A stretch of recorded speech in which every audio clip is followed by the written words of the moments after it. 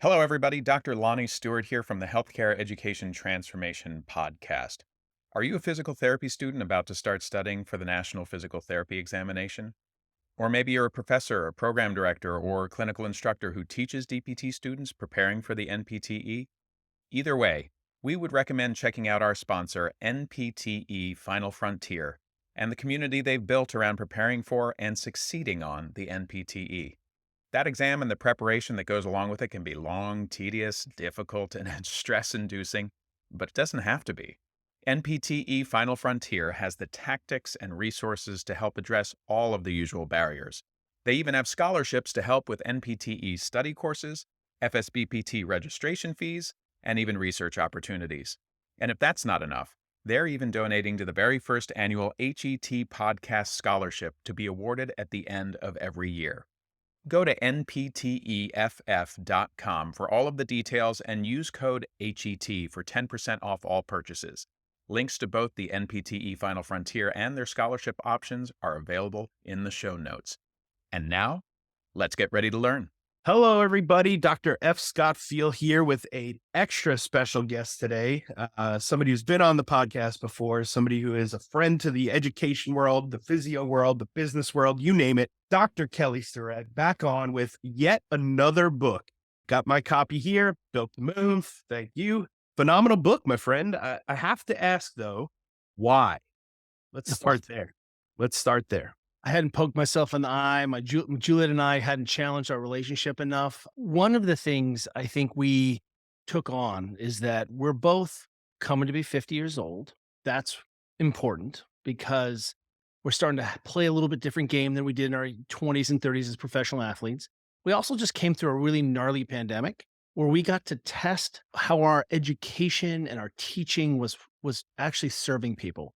So one of the things that happened was that we just saw people kind of fall flat on their faces. They didn't know how to self-soothe. They didn't know how to move. They didn't really know how to care for themselves. Now, let's pull physio aside and say, okay, health and wellness is a $1 trillion industry, $1 trillion. And if that's our laboratory and that's our teaching hospital, then the truth is ACL injury rates, substance abuse, social isolation, depression, low back pain.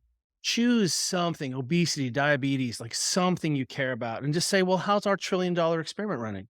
And it turns out all of those things are trending in the wrong direction. 100%. I just saw an article in New York Times. We expect hip fractures to double by 2050. It seems like the conversations we've been having aren't working the way we want, or we're not having a regular enough dose that those things are working because the world is changing for people so fast. So there's some hypothesis that's not sort of running its course there.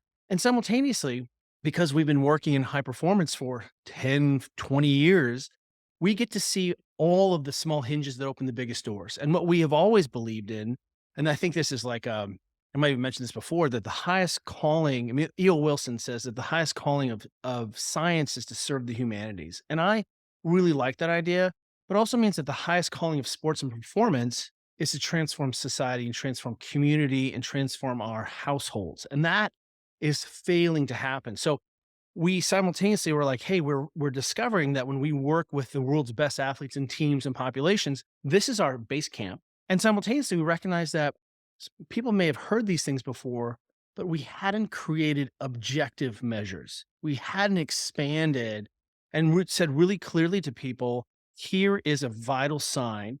Here is an objective, here's a benchmark, and now we can react off it. So if people like 120/80 isn't great blood pressure, it's not bad blood pressure, but it's also like, hey, let's pay attention to that.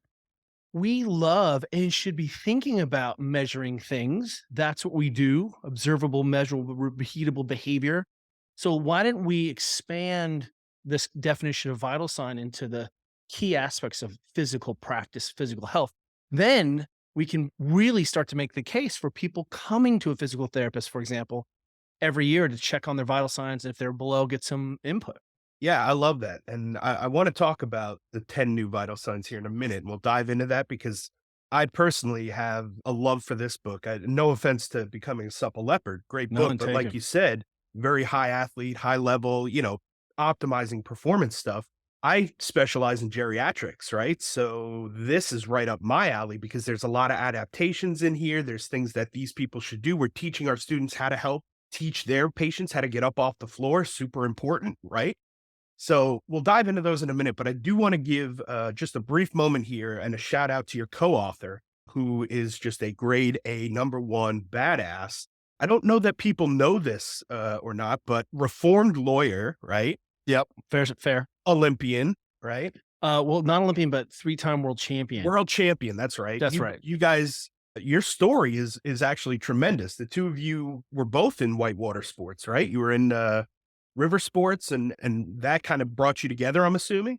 That's right. We were sponsored by Camel Cigarettes at the Camel Whitewater World Challenge. World Championship was this huge whitewater event. Happened in Chile. It was sponsored by Camel South Africa. She was on the women's team from California. I was on the men's team from Colorado, and I remember chatting her up at the side of the beach, and she was going to law school, and she was an interprofessional, and she's a world champion, and I was like, "This girl is the future." So I moved from Colorado to Sachet La Femme. I followed the girl to San Francisco. That's awesome. And now CEO of the Ready State, right? She is, and one of the things that I think is relevant is that Juliet and I feel like the physios and the people who are listening can relate to this artifice of the internet culture where like I have 6 hours to write in my gratitude journal and meal prep and and meditate, and then I get into my day, and we don't live that way at all. We have 2 teenage daughters. Today's my daughter's 18th birthday. I have a 15-year-old. We sit in front of our computer a lot. We work with people, and what we don't have is tons and tons of extra time. Even though we talk a lot about fitness and health like most physios, but we don't actually have hours and hours to do it. What we realized is that we needed a couple things. One is that we wanted to separate exercise and in diet as it relates to body composition out of the conversation around what a physical practice would look like. Some of that is not everyone exercises. Not everyone wants to exercise to be in diet culture. And we think that you can become a durable person by increasing your movement, and we can expand what that means for people and not just make it about I go to this one discrete hour in the gym, my booty shred class, and then I'm good. That isn't working. And it doesn't serve my mom. It doesn't serve my aunties and uncles. It doesn't serve my neighbors at all. Yeah. So real quick, what was it like working with your wife on a project like a book? I mean, you've written them before, and now you're having to come together and do this. What was that experience like? This is actually our second book project together. But what's interesting is, the dynamic of working with a partner, and there are probably a lot of listeners who run clinics and maybe run a clinic or a business with their partner. We see that a lot in this sort of entrepreneurial spirit. It seems like taking on a book would be different than working with your partner to raise kids, but it's actually the same conversation. We have division of labor. We need to communicate. Juliet's the greatest training partner I've ever had. We've been training together since 2000, racing together, traveling together. So really have good partnership and trust. And there's a few things that we do. One of us won't pick up a new sport without the other person, for example. On Wednesdays, usually Wednesdays, we have a feelings meeting where we come together and talk about the business of our family. How's it going? Am I a good partner? What do you need? We have a no defensive policy during that time. Sometimes we need to have a drink in front of us, and sometimes we don't. What's interesting is working with Juliet, we've been working together. We started the gym in 2004. So that was our first project together. So almost 20 years of working together means that we have a working model and language. We rather share the burdens and pressure. And then we have real means of turning that off. We love to sauna. We walk in the evening together. We leave our phones behind. We remind each other that we're not just business partners. We are partners in all things. And I'll tell you, it's a lot more. It's really been rewarding for us, but you can't go in blind. And if you have weaknesses in your business relationship, taking on a monumental and immensely stressful project like trying to make another New York Times bestseller is going to elicit all those things. Really, it's always about crisis and observation. And as you know, running a business, teaching people to be independent, so much of this model is you'll never have it dialed. We think you're going to nail it, but the dynamic model and all the things that pop up are a feature, not a bug. You have to have ways to be able to manage this. And what you'll see is that probably the people who are busy and have working families have models that can translate. So working with Juliet on this is fantastic. And her story, she's such a great writer. She was the best brief in her law practice, and she is a badass, as you say. So we're living this, and in terms of having a perspective from a man and a woman, I think has been really important. Yeah, absolutely. I mean, again, like great tips, great takeaways, great insight for entrepreneurs and those that are, running businesses, especially with a partner. Also, I think it's important for those in healthcare to realize that hey, we can write books. We should be writing books. We Oh should be yeah. using our knowledge and our life experience to educate the general public. That's a huge opportunity. I feel like a lot of healthcare providers are kind of missing out on. And let me jump in and just say Yeah, that, please. you know, the original model for the scientific method, Francis Bacon 101, is induction through large data sets. Like that is it. I'm pretty sure that I had a course in physio school that said expert clinicianship is pattern recognition, right? Ultimately, one of the things that we have the opportunities to see is we get to see into thousands of lives. We get to see into thousands of behaviors. We get what we're trying to do here is say we're saying that we're operating on a lot of dirty data. I'm a physical therapist, I'm a coach, I'm both of those things, like two gnarly trees that have grown together. You can't tell which one where one is. But what I can tell you is I can't get to the bottom of someone's chronic low back pain if they're not sleeping, if they're not walking, if we haven't had a conversation about stress reduction and breathing, if they're not eating enough protein and micronutrients. Which one of those things isn't important? And more importantly, which one of those things can you address in 20 to 30 minutes? It may be that we have to start to think differently about our model. And our model is I need to figure out in my problem list what requires me as a human to be here with this other human. Maybe that's just listening, but I'm going to need to make sure that that intercession change is actually happening. And I give that person a plan to be able to start to think about tweaking the small behaviors that's going to make a better readiness for them to receive the treatment or the plan we're agreeing on. And until we do that, until we get honest about that, it's really hard to understand inputs and outputs because the data is so dirty. Like people are showing up and they haven't slept and they're underfed and they're super stressed. And I'm like, well, I can't tell what's working here. So we have always been on the side of the coach and on the side of the practitioner and provider. And honestly, if you view this, you're like, oh, here's this thing I can say. Here's the other 23 hours. You're going to spend some time with me. I need you to work on these things. You don't have to be perfect, but you're going to see you're going to get better treatment if we can begin to normalize some of these other conversations. Yeah, absolutely. Well put. So let's dive into it, right? Built Oh to boy. Move. It's available now everywhere you can buy books, including airports. Yeah, I love the fact that you call them vital signs, first off, right? Because one of the big movements in physical therapy is vital signs are vital, right? Vitals are vital. We should always be taking those on every patient all the time. It just is something that we need to know, right? They're called vital signs because they are vital, right? So And these no practitioner is going to spend more time with a person than a physical therapist, period. exactly. Exactly. Multiple times a week, several weeks, it just we have such great opportunities with that, as opposed to a PCP who may see you for 8 minutes once or twice a year. What good is that going to do, right? We have a lot more access to our patients, which is why I think we need to really focus on I love this. building that rapport, right? By going all in and listening, being active listeners, by taking vitals, by checking things, by tracking things, by recognizing patterns. I even in skilled nursing facilities and home health, right? I've seen a patient that's normal 6 days and then all of a sudden on day 7, they're wacky. They're off the walls, right? And it's like, clearly something's up. This is not normal. And we can like refer them then to the next step and figure that out, right? So I love the fact that you called these the 10 new vital signs, right? I love this. Tell us a little bit about the thought process on these ideas of like, hey, here's a bunch of movements that are important.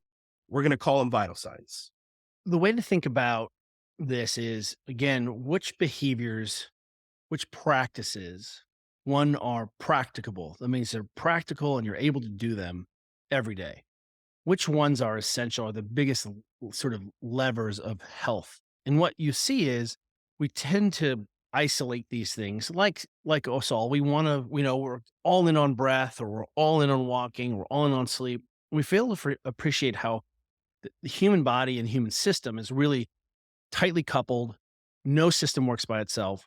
Not only did we try to choose the 10 items that we felt like were reasonable for every person, that were expansive, like in the nutrition chapter, for example, we're not talking about body composition or diet, or we're talking about let's make sure you have enough of the micronutrients and macronutrients on board so that your body can operate the way it needs to, whether that's you've lost protein signaling because you're older or you're coming back from an injury or a surgery.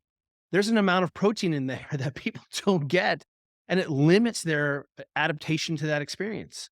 But we're not saying you got to go eat ground grass fed beef. We're saying, oh, you're vegan, vegetarian, carnivore, you love keto, it doesn't matter, but show us that you can hit to this. So at least we Yeah. can begin to understand what's going on. Yeah, that was a problem of mine. My doctor said, "Hey, you got to increase your protein." I'm like, "Are you kidding me? I love meat. I'll eat meat all day, every day." And she's like, "No, no, no, not really like that. Like you're just not getting enough." And I was like, "Well, I can only chew so much chicken in a day. Like, what No, what I do you want me to know. do?" And so she's like, Supplement it, man. Get some powders, get some shakes, whatever you got to do." And then so I have. I've started, adding some protein powder to my diet, and so far so good. And now for a quick shout out to our newest sponsor, Varela Financial. If you're a physical therapist and you have student loan debt, you got to talk to these guys. What makes them unique is that they view financial planning like running hurdles on a track. And for PTs, the first hurdle many of us run into is student loan debt. Varela Financial will help you get over that hurdle. They not only take the time to explain to you which plans you individually qualify for and how those plans work, but they also take the time to show you what your individual case looks like, mapped out within each option. So if you're looking for help on your student loan debt or any area of personal finances, we recommend working with them. I use Varela Financial personally, and they were able to help me lower my student loan repayment from about $1,800 a month down to about $135 per month simply by finding the right repayment plan that best fit me, my family, and our life goals. You can check them out at varelafinancial.com. Link is in the show notes if you need it for reference, and tell them the HET podcast crew sent you. And now back to the show. Well, and what you're seeing is now we've taken an expansive view of saying, hey, look, maybe these super fatty, calorically dense foods like a ribeye, which is delicious, maybe is not the only fuel source. Suddenly I have eggs and egg whites and pea and vegetable and tofu. And right, I can start to expand and give people a lot of choices. And that gives you a lot of agency. And then it turns out you're like, dude, I just am so busy. How am I going to get this in? Let me introduce you to the protein shake, right? Which is such a great way, for example, for us and my daughters, where I sneak in a ton of proteins first thing in the morning. They leave the house with a micronutrient on board and protein on board. And then I'm like, they'll get enough carbohydrate at school. I'm worried about that. But by creating these essentials, what we've done is we've done two things. One are it's really difficult to talk about your knee pain unless we talk about your sleep and your non-exercise activity. And right, so we have half the book is organized around sort of behavioral vital signs like sleep, and we've given clear lines and again a constellation of behaviors that sort of aggregate around each one of these vital signs. So we have a clear objective measure, and then we have movements in there. But what you'll see is that for the last 15 years or so, I've talked in archetypes, that there are fundamental bookends of position that we should be assessing or make it easier for me to assess. The shoulder doesn't do that many things. My arm goes up above me, it goes out in front, it goes out to the side, and it goes into the back. That is what the shoulder does. You can bend the elbow and you can rotate, but really the shoulder only does those things. But what we've done is said, hey, we have these fundamental positions of the lower limb and the upper limb. Let's go ahead and make sure that we can start to put in some range of motion assessments under the guise of movement. Like I have a hip extension assessment in here. Can you show me in the world where someone is in a mass market? We've made the New York Times, we've made the Wall Street Journal. Show me those books where someone's assessing hip extension for the first time. It's never happened. We have something like balance in here because I remember my first year of physio. Number one reason people end up in nursing homes, can't get off the ground. Number one reason people die, it's 30 to 45% of deaths after a hip fracture. I mean, come on. Like if you fracture your hip, there's a third of a chance you're going to die. If we can improve balance, improve people's mobility, their ability to own their environment, well, we can really begin to have an interesting conversation. Again, when we start to restore people's hip function, they win the Tour de France. That's a true story. When we start improving people's hip function, they also sometimes have less back pain. Their stability is better standing on one leg. It should be that we're looking at these systems But if we can create a common root language for coaches, for trainers, for people, then the physio can look at the component to that or scale that up and scale that down and begin to initiate much more sophisticated conversations based on a common root language that everyone now understands because everyone can understand this idea of a vital sign. Yeah, I love that. And again, this is all music to my ears, right? Because what you've done in here is not only are there movements and things to consider, right? But there's adaptations in here too for the geriatric population, right? For the Oh, yeah. people that I work with, which is like, amazing because it's taken into account everybody from, child to a geriatric person. So, Yeah, you really hit on something important here is that oftentimes I think it's easy in a busy clinical practice.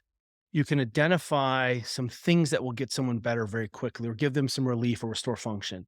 And oftentimes we can use it as a corrective exercise, as an example.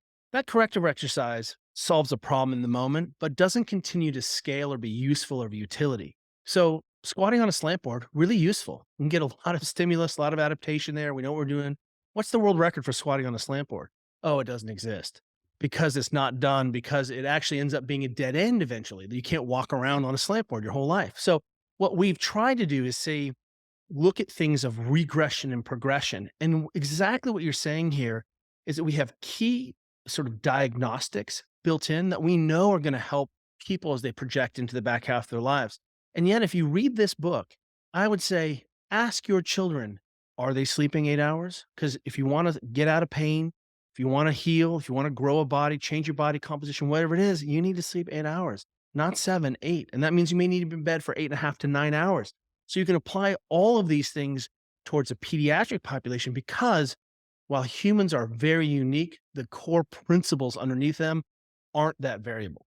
one of the key takeaways for me is, oh, shoot, I am the avatar for this book. Like, I literally, since dissertation days to current times, right? I've changed my habits drastically because I was eating garbage.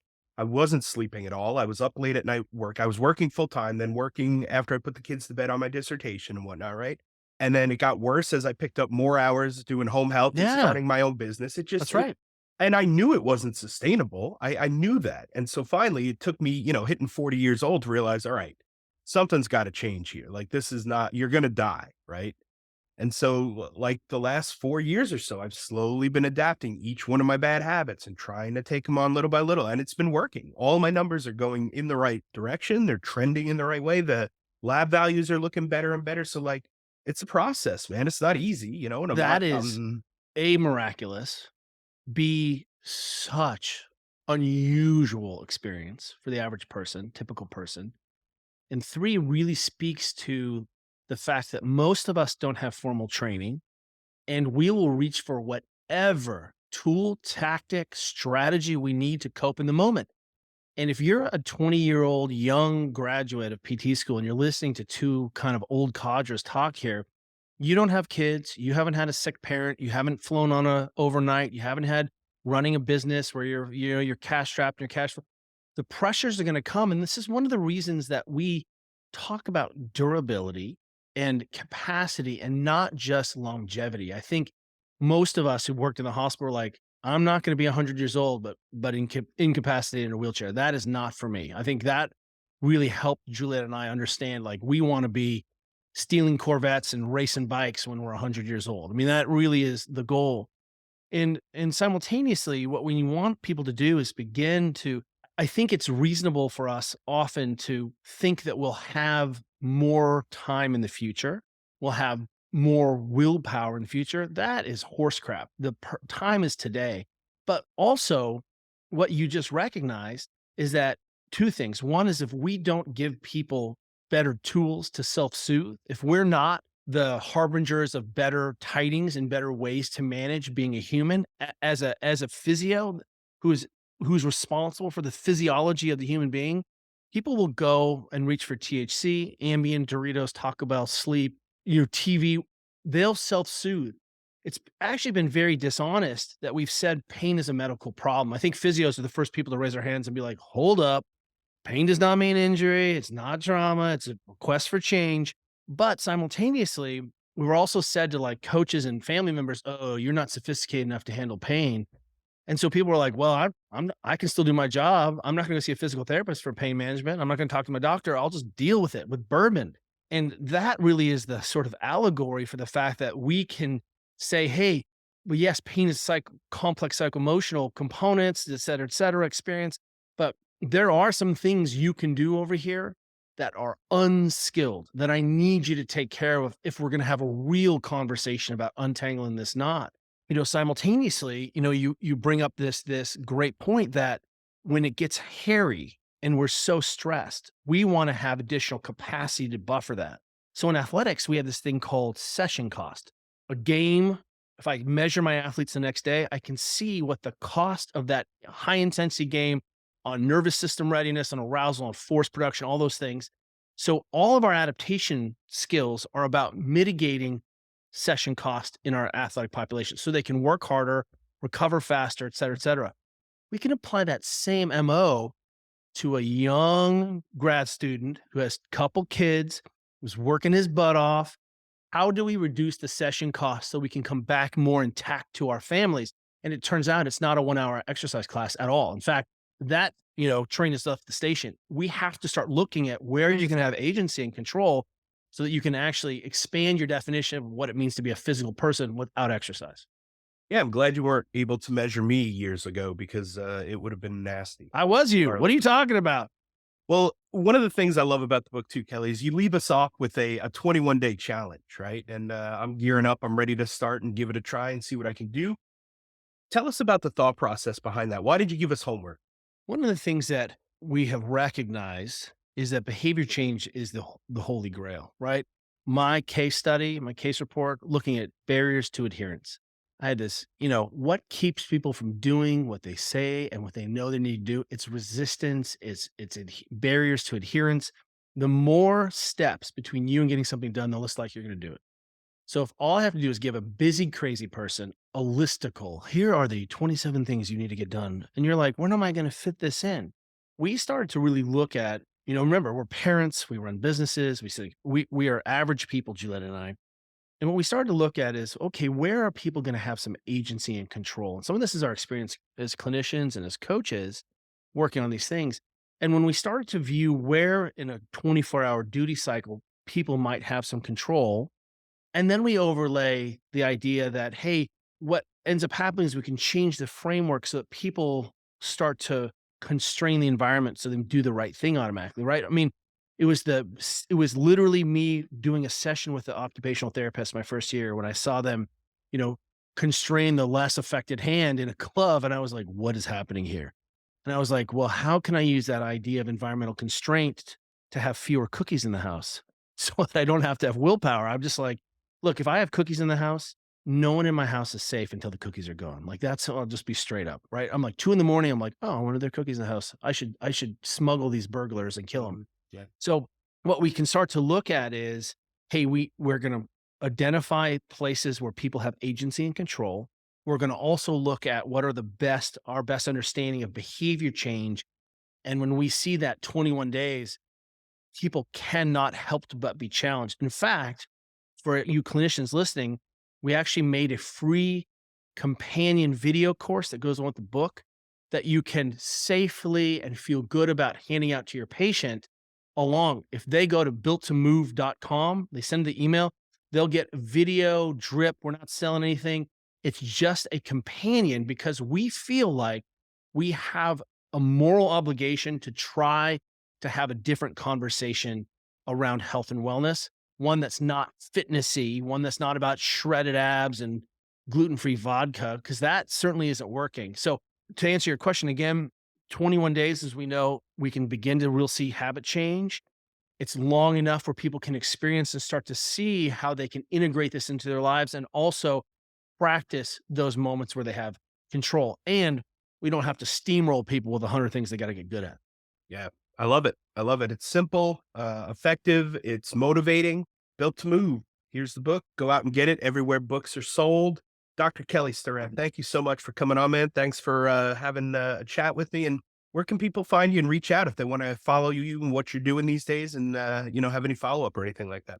Well, if you want to see what really goes on in my life, I'm not on social media. You can go to @Juliet Juliet, Starrett, and follow her, and you can get a glimpse into the craziness of having a couple kids and running a business.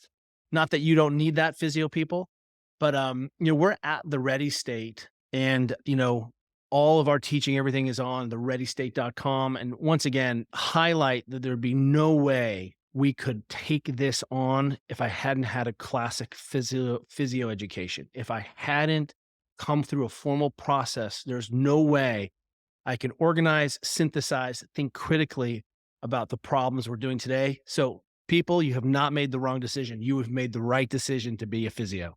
Again, my whole behavior change and pattern change was because I was educated enough to realize, all right, I see all the wrong things I'm doing. I've got to do something and change it up. So I think, again, I'm blessed to have this education, right? And Yes. there's a lot of negativity around physio right now these days, and it's doom and gloom on the internet and social media. But really, it's how you leverage it. It's what you choose to do with it. And as long as you decide that you're going to make something of it and do more and be more, I think it's one of the best professions in the world. So I'm certainly not worried. Physios. This is my third New York Times bestseller. I'm not bragging. I'm telling you, I'm just a physical therapist. Get your butt writing. Go out there and let's start to expand our scope of practice. Let's go ahead and say, hey, this is something we can control and change. If I can do it, I guarantee you can do it. Yeah, absolutely. Good point. Well taken. And it expands our one-to-one patient care model to that one-to-many. Now we're on population health, right? And we're expanding our reach. So words of wisdom from Kelly Starrett. Kelly, thank you so much, man. Always a pleasure. Great to see you, my friend. Well, I hope that episode was entertaining as much as it was informational and educational. If you enjoyed this episode or any of our past episodes, we ask you to please subscribe to the podcast and leave us a rating and review. And please share out the episodes to those who you feel may be able to benefit from them. We also urge you to follow us on all social media platforms at HET Podcast and let us know what topics or experts you would like to hear from in future episodes. And just as a reminder, none of the information on today's show should be considered medical advice. It's simply infotainment or edutainment to help educate our audience. For medical advice, we always advise you to reach out to your preferred medical professionals, and we'll see you on the next show.